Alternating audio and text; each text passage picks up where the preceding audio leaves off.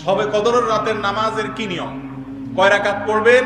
প্রথম রাকাতে কোন সূরা পড়বেন, কতবার পড়বেন? দ্বিতীয় রাকাতে কোন সূরা পড়বেন, কত রাকাত পড়বেন? জানা আছে তো আপনাদের? জানা নাই? একজনও জানেন না? ইন্না লিল্লাহি ওয়া ইন্না ইলাইহি রাজিউন। হাজার হাজার মানুষের বিশাল সমাবেশ, আপনারা একজনও শবে কদর নামাজের নিয়ম জানেন না?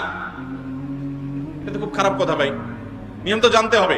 আচ্ছা আমি বলে দিচ্ছি, শবে কদরের নামাজের নিয়ম হলো অন্য যে কোনো নামাজ যেভাবে পড়েন শবে কদরের নামাজও একইভাবে পড়বেন। এই হলো শবে কদরের নামাজের নিয়ম।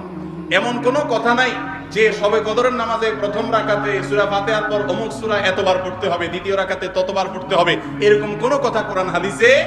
এগুলা মন গড়া বিভিন্ন সিস্টেম, বিভিন্ন পদ্ধতির কথা, বিভিন্ন আপনার বাজারে নামাজ শিক্ষার বই নামে অনেক বই আছে, সব বই না, কিছু কিছু বই আছে।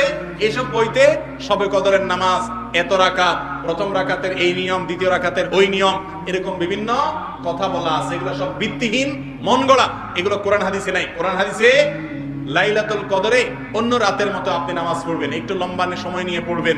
যে কোনো রাতের নামাজ, তাহাজ্জুদের নামাজ লম্বা সময় নিয়ে পড়তে হয়। দীর্ঘ রাকাত, দীর্ঘ রুকু, দীর্ঘ সিজদা, আস্তে আস্তে তেলাওয়াত, আস্তে আস্তে তাসবিহ এবং সময় নিয়ে পড়বেন। দুই রাকাত করে পড়বেন। যে কোনো সূরা দিয়ে পড়তে পারেন, একবার পড়বেন না দুইবার পড়বেন সূরা ফাতিহার পরে সূরা, এটা আপনার ব্যাপার, কোনো সূরা নির্ধারিত না।